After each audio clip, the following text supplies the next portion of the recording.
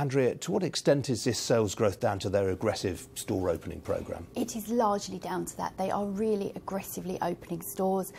Sales from existing stores are flat. They said they were positive over Christmas. They're generally flat.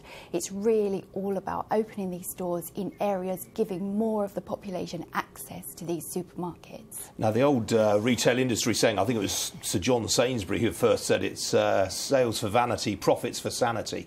Are they actually making money out of all these sales?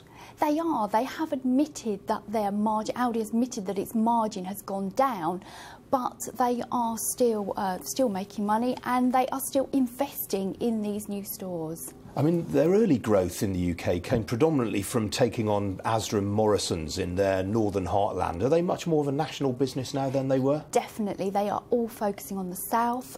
They've very much got Tesco and particularly Sainsbury's in their sights with their upmarket premium products. What about Sainsbury's? Are they actually taking much business away from Sainsbury's? I mean, the switching data wouldn't appear to suggest so. We're all shopping across the supermarkets much more broadly, and a big focus of Aldi and Lidl has really been these premium products.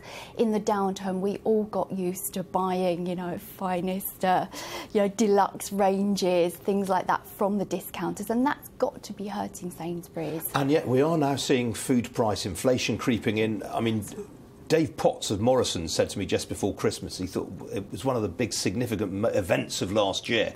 Aldi and Lidl both putting up the price of basics like milk and bananas.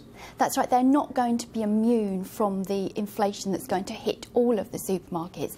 The thing is, a little bit of inflation is good for everybody, because over the past few years, all the supermarkets have been complaining about food prices falling, because that means they have to sell more units of products to get the same sales.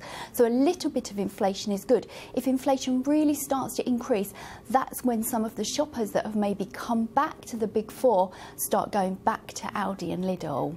Are you surprised at the way Aldi have ridden out the turbulence? I mean, they've had several raps over the knuckles from the Advertising Standards Authority for dishonest advertising. They were squarely implicated in the horse meat scandal, and yet they seem to have shrugged all that off. They do. They really do. They have this halo effect. It's cool now to be thrifty, to shop in Aldi and Lidl, and that seems to have really ridden them through those events. And looking at the wider sector, Andrew, the Kantar data today showed Morrisons, the only one of the big four, gaining market share. Have they turned the corner now? I think they have, yes. I think they are definitely improving. And the thing that Morrisons has got on its side is that it makes about half of the food it sells. So if it can get more volume going through its business, it can pump that into lower prices for the shopper. So it's probably got a good defence against Aldi and Lidl. I think the one they're really vulnerable from is if Booker Tesco goes ahead, because Booker has already